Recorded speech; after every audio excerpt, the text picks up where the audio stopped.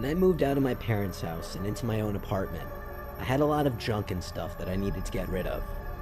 I never liked Craigslist because I always found it sketchy, especially after hearing so many stories about it.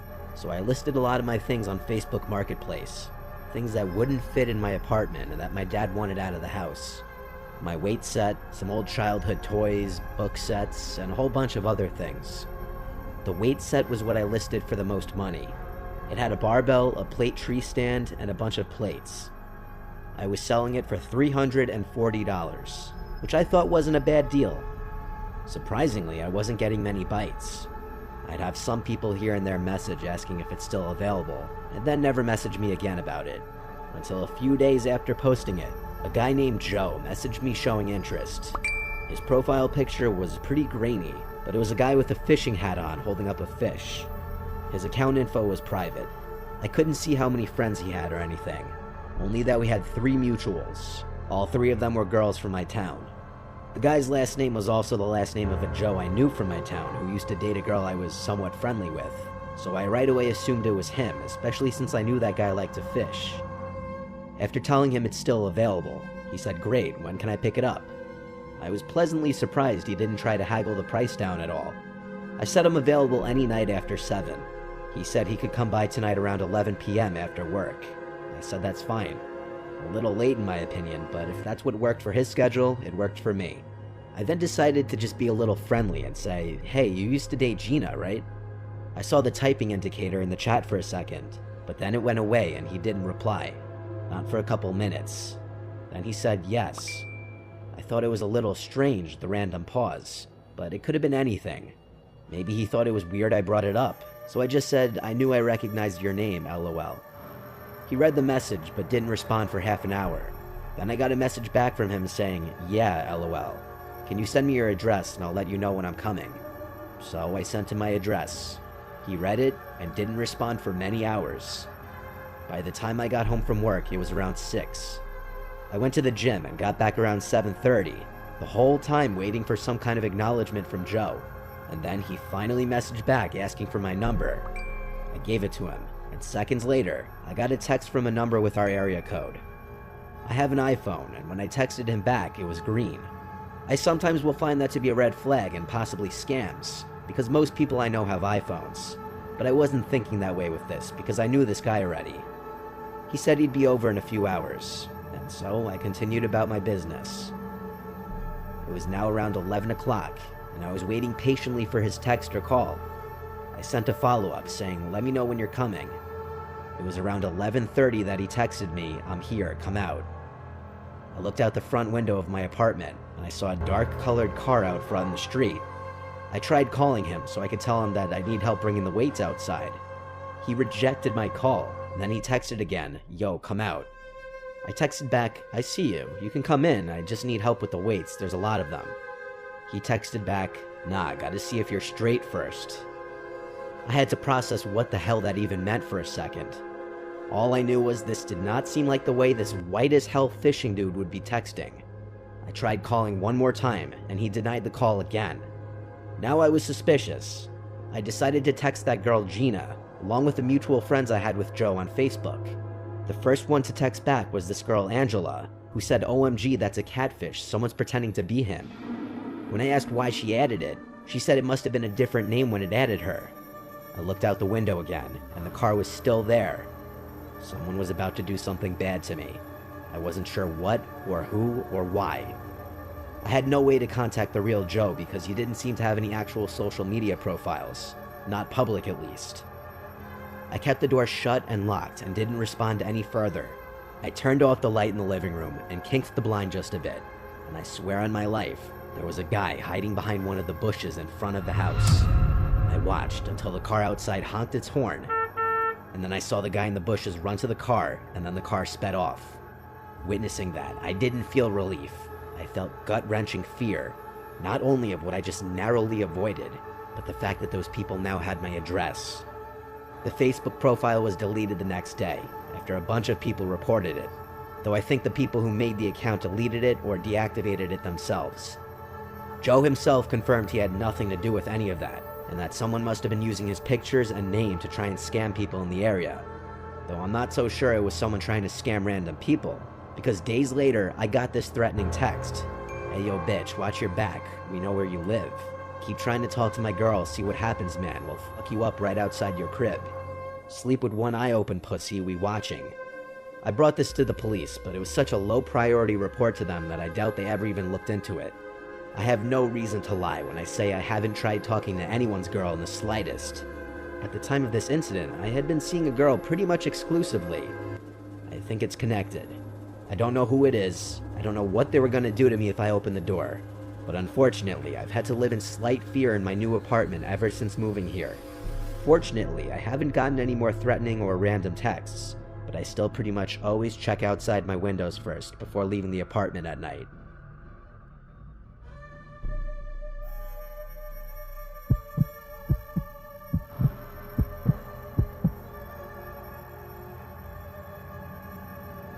It had to be 2018. I was selling this old pinball machine that we had from our childhood. It wasn't some crazy arcade-level pinball machine that would cost thousands of dollars, but it was definitely worth a few $100. It had been sitting in my parents' attic for the longest time, so I wanted to sell it before one of my sisters had the same idea. I didn't really want anyone to know about this because then I'd have to split the money, so I chose to list it when my family was away on a trip that I couldn't go on due to work. I'm a bit of a sneak, I know, but you gotta do what you gotta do. My parents' house is on the really nice side of town, but not in a gated community.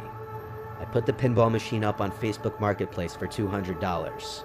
The next day, I got a message from some account with no profile picture with the name Jasmine, expressing interest in the pinball machine. They offered $175. I agreed to that number. We set up a time for when she would come, but when that time came, she never showed up. She messaged me saying, "I'll be there soon, I'll be there soon." It was getting late now, and I had work the next day. I asked her if she would be here by 11 the latest. She said 11:30. I asked if we could do this tomorrow instead, but she said she's already on her way. So I just stayed up a little later waiting. 11:45 rolls around, and she finally tells me that she's here. I went to the front door and saw there was a car out front. What I wasn't expecting was to see all 4 doors of the car opening, and 4 people stepping out. 1 girl and 3 guys. I messaged her, "Are you here with people?" At this point, she wasn't answering her messages anymore. I watched as the 4 people approached my door. I kept the storm door locked. These 3 guys looked kind of big, and all 4 of these people looked like trouble. As they got close enough, I said, "Are you Jasmine?" She said through the door, "Yeah." I said, "I can't let all of you guys in my house, my parents are asleep," obviously lying. Jasmine, or so she claimed her name was, tried opening the door yelling, "What are you talking about?" As she saw it was locked, she started knocking on the glass. I decided it was best to shut the front door at this point. I heard their voices yelling outside for a while and the doorbell ringing. I heard one of the guys, or maybe even multiple of them, yelling obscenities and insults at me through the 2 doors, making me only gladder I didn't let them in. These were not the kinds of people I wanted in my parents' house, especially when I'm alone. I realized this whole thing was an awful idea when I heard their voices laughing and yelling on the front stoop for like 10 minutes after I shut the door. I looked out my little brother's bedroom window upstairs, which is directly above the driveway, and I saw one of the guys pissing in the empty driveway. No cars in the driveway was not a good look.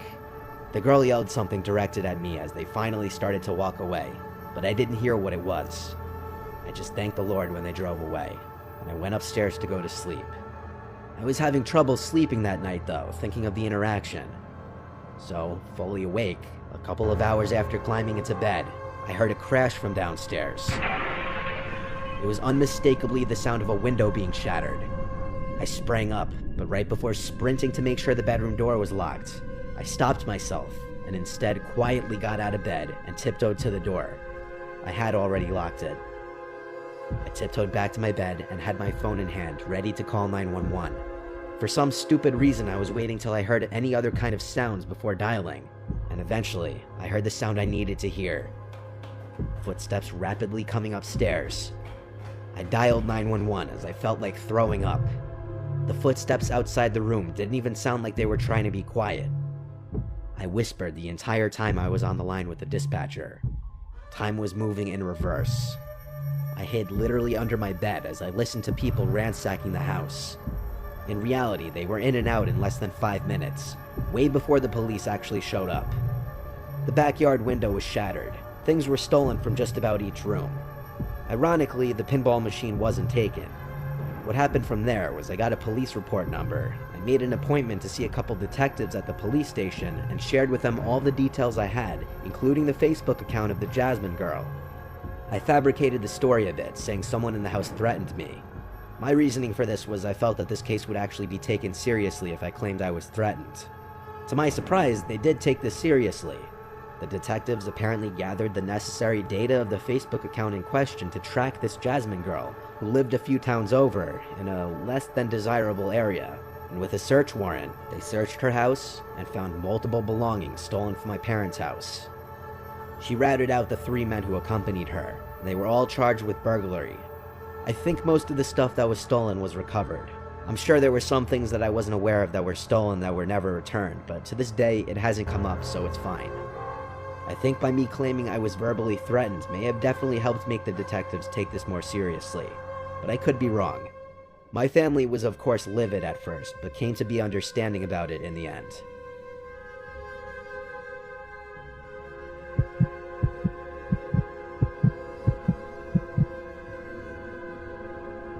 I was searching Craigslist and Facebook Marketplace for a new phone. This was a long time ago, so it had to be like an iPhone 7 or something. Phones still had the home buttons back then. I found this listing for a phone. It was some generic looking post. iPhone whatever for sale, new, around $300. It was a really good deal for the time, that I remember. He told me all the small details I needed to know, that it was factory unlocked, never opened, and stuff like that. He sent me a video of the box too, still sealed. The guy, whose name was Melvin, seemed nice and easy to talk to over text. I got his number and we discussed a pickup point. His location on the Facebook ad was much closer to me, but over text he was telling me he was only there this morning, and now he went about an hour north. I wasn't happy about this, but this was a really good deal and I didn't want to pass it up. I started asking a bunch of friends if they'd want to come on an adventure with me. Really just a way of making the chore of accompanying me for an hour drive seem fun. My friend Martina actually agreed to come with, on the promise that I buy her food for coming.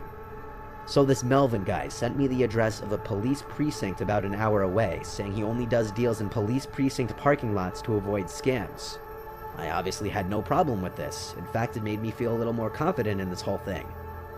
I picked up Martina on the way around 8:30 at night, and off we went. She being in the car and having someone to talk to made the trip more fun.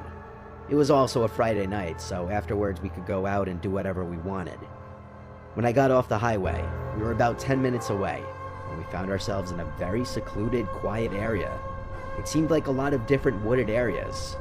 Occasional buildings and houses, and then more woods. We got to the police precinct, and there was no one visibly parked in the parking lot, besides empty police cars, of course. We drove around the whole building a couple times and didn't see this Melvin guy, who said he was in a black Altima. So I decided to call him. He picked up and said he's having issues with his car on the side of the road, and asked if I could come to him. He sent his location and I checked it. He was on the side of some random road with nothing on either side. And by nothing, I mean woods. That's the kind of area we were in. He asked me to come help him jump his car. He had jumper cables. I said, yeah, I guess I could do that. I mean, we drove the hour to get there. I didn't want to just drive another hour for nothing. Martina was shaking her head the whole time I was on the phone. The guy said, "See you soon," and hung up. Martina then basically screamed, "No way, this is sketchy, we're going home." I told her we'll just drive past the location he sent and see what's up. I did agree with her though. This seemed incredibly sketchy. I just was very upset if we drove 2 hours for nothing. We did drive to the location, and when we got to it, we saw the reflection of a car's front lights coming up on the pitch-black road we found ourselves on. As we got closer, I slowed down, and it was in fact a black car, but we couldn't see anyone inside or outside of it.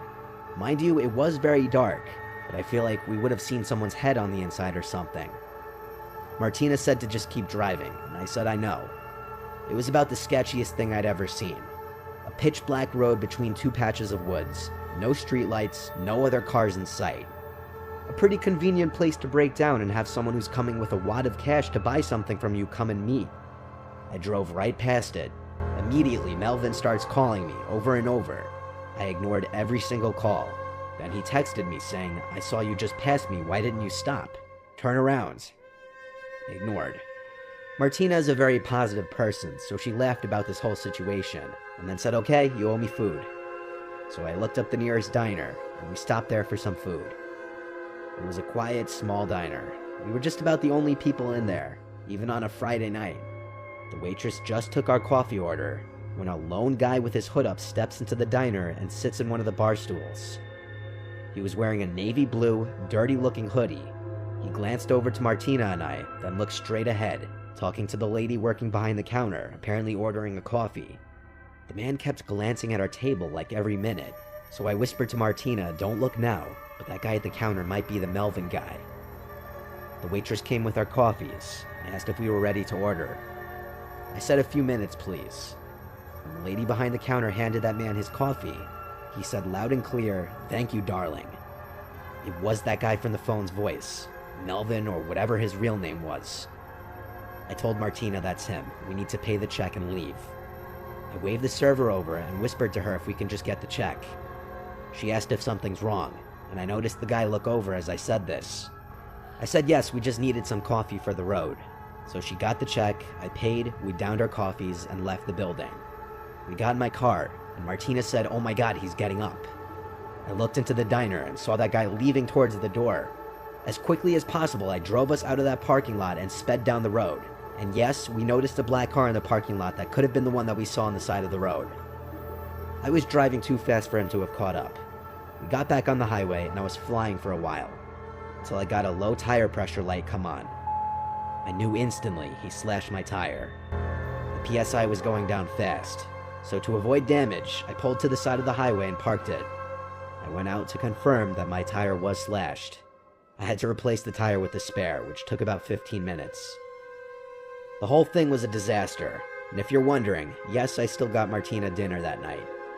Now Martina and I look at it as a crazy story that we can look back on and tell people. It's absolutely horrifying, though, how close we were to walking into a trap.